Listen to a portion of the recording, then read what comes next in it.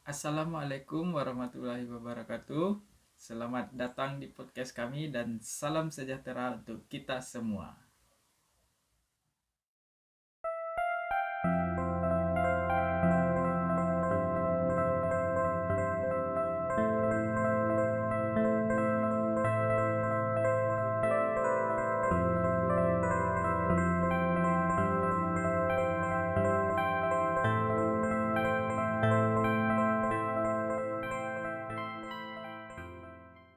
Cara pandang bangsa Indonesia mengenai diri dan lingkungannya mengutamakan kesatuan dan persatuan wilayah dalam penyelenggaraan kehidupan bermasyarakat, berbangsa, dan bernegara. Itulah yang sering kita sebut sebagai wawasan kebangsaan. Perlu kita ketahui juga, tujuan utama wawasan kebangsaan adalah membangun dan mengembangkan persatuan dan kesatuan. Salah satu manfaat dari wawasan kebangsaan adalah timbulnya rasa menjiwai semangat bangsa. Pada kesempatan kali ini, kita akan membahas mengenai contoh penerapan wawasan kebangsaan, bangga berbangsa dan bernegara dalam kehidupan sehari-hari. Dan kita sudah terhubung dengan 4 narasumber kita yang akan membahas ini semua. Topik pertama yang akan kita bahas pada kesempatan kali ini yaitu mengenai mencintai produk dalam negeri.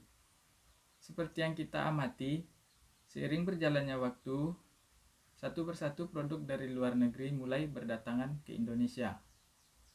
Hal seperti ini tentu sangat memberikan dampak terhadap pola kehidupan masyarakat kita. Maka dari itu, saya sudah mempersiapkan beberapa pertanyaan yang akan saya ajukan kepada narasumber kita yang pertama, yaitu Saudara Abdul Robi Satria. Baik, Saudara Satria, di sini kami sudah mempersiapkan beberapa pertanyaan yang akan kami ajukan kepada Saudara Satria, yaitu kenapa masyarakat harus mencintai produk dalam negeri.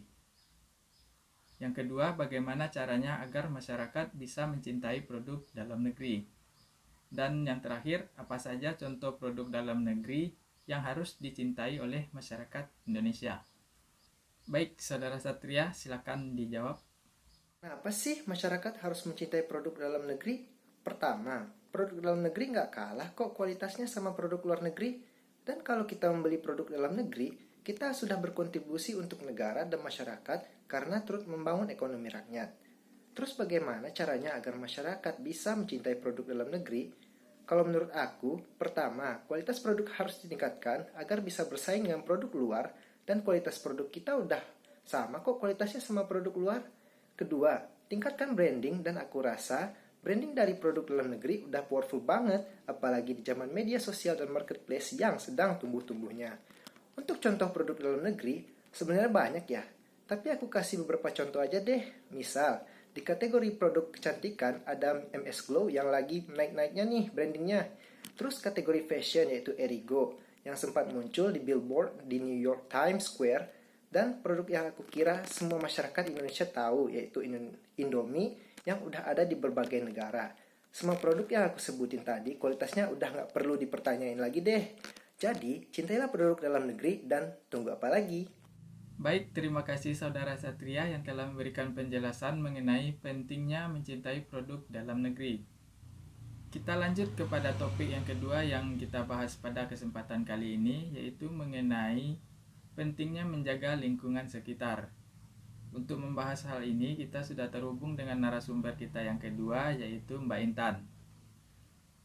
Baik, Mbak Intan, saya di sini sudah mempersiapkan beberapa pertanyaan untuk Mbak Intan. Yang pertama, kenapa masyarakat harus menjaga lingkungan sekitar?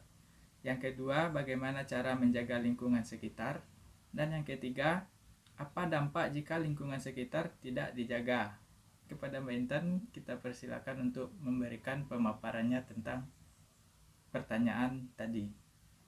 Baik, terima kasih atas kesempatan yang diberikan kepada saya. Seperti yang kita ketahui bahwa negara Indonesia identik dengan alam yang indah, terdiri dari berbagai pulau dan juga banyak wisata alam yang disuguhkan. Oleh karena itu, kita sebagai warga negara yang baik harus menjaga alam Indonesia agar tetap cantik dan indah, yang dapat dimulai dari lingkungan sekitar kita.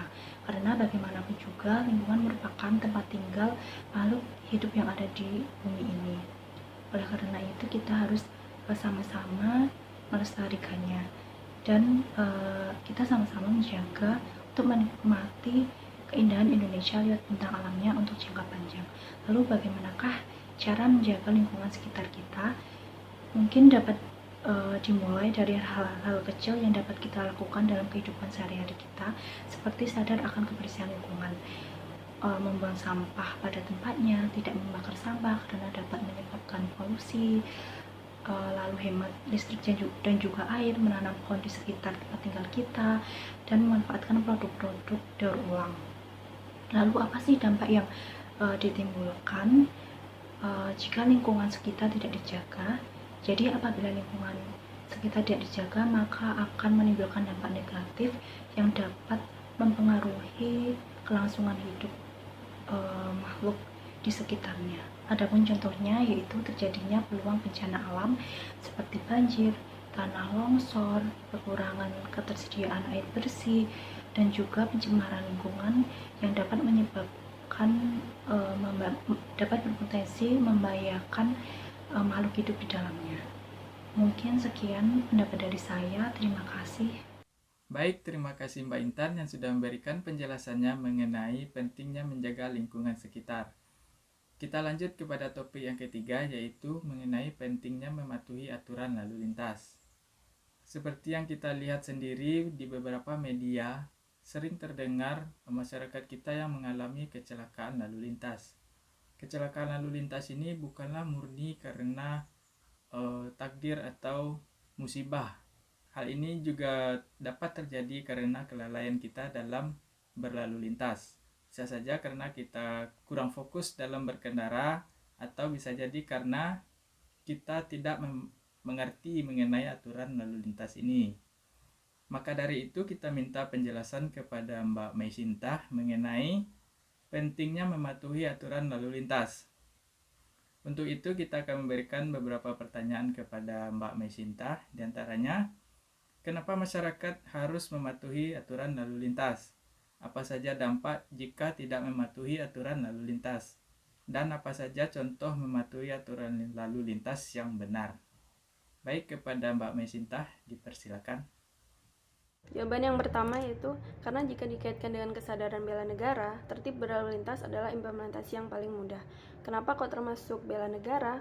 Karena dapat menyelamatkan diri sendiri dan pengguna jalan lain, serta dapat memperlancar aktivitas di jalan raya, yang tentunya banyak mobilitas kepentingan banyak orang di dalamnya, di mana ini semua masuk dalam kategori kesadaran awal berbela negara.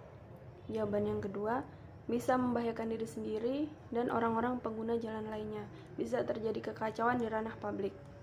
Jawaban yang ketiga, mentaati rambu-rambu yang ada, senantiasa melihat dan mematuhi marka jalan, memakai perlengkapan safety seperti helm, mempunyai SIM, dan menggunakan kecepatan kendaraan dalam batas normal. Oke, terima kasih Mbak Meisinta telah memberikan penjelasannya mengenai pentingnya tertib berlalu lintas. Kita lanjut ke topik yang keempat, yaitu mengenai bangga dengan budaya Indonesia. Budaya merupakan cerminan suatu bangsa. Oleh sebab itu, kita harus bangga terhadap budaya kita sendiri. Saat ini, banyak budaya dari luar masuk ke Indonesia. Maka dari sebab itu, kita harus bisa memfilter atau menyaring budaya-budaya asing yang masuk ke Indonesia sehingga budaya kita sendiri tidak hilang.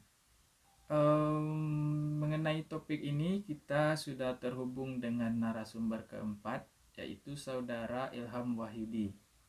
Baik Saudara Yudi, ada beberapa pertanyaan yang telah saya persiapkan mengenai bangga dengan budaya Indonesia. Kenapa masyarakat Indonesia harus bangga dengan budaya Indonesia? Bagaimana caranya agar masyarakat bisa bangga dengan budaya Indonesia? Tentunya masyarakat kita sendiri. Apa contoh bangga dengan budaya Indonesia? Oke, silakan Saudara Yudi. Bangga berbangsa dan bernegara. Menurut saya bangga berbangsa dan bernegara adalah cara berpikir, bersikap, dan berbuat dan bertindak yang menunjukkan kesetiaan, kepedulian, dan penghargaan yang tinggi terhadap bahasa, lingkungan fisik, sosial budaya, ekonomi, maupun politik bangsa. Salah satu contoh dari bangga berbangsa dan bernegara adalah bangga memakai pakaian batik. Indonesia merupakan negara yang kaya akan budaya, salah satunya dalam berupa batik. Kayak dimana batik adalah kain berwarna yang dibuat dengan menerakan malam atau lilin, kemudian diwarnai dengan teknik yang khas. Perbedaan teknik corak dan warna menghasilkan keragaman batik. Hal ini menjadikan batik sebagai wujud kekayaan budaya Indonesia yang unik. Batik diakui sebagai warisan budaya penting, bukan hanya oleh bangsa Indonesia, tapi juga oleh warga dunia. Batik Indonesia semakin memiliki daya tarik di tingkat internasional.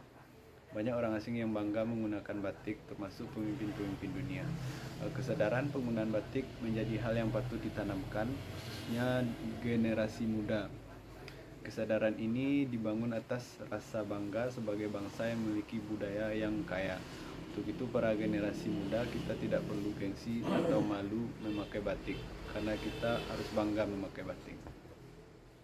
Oke teman-teman semuanya, itulah penjelasan dari keempat narasumber kita mengenai pentingnya wawasan kebangsaan, bangga berbangsa dan bernegara.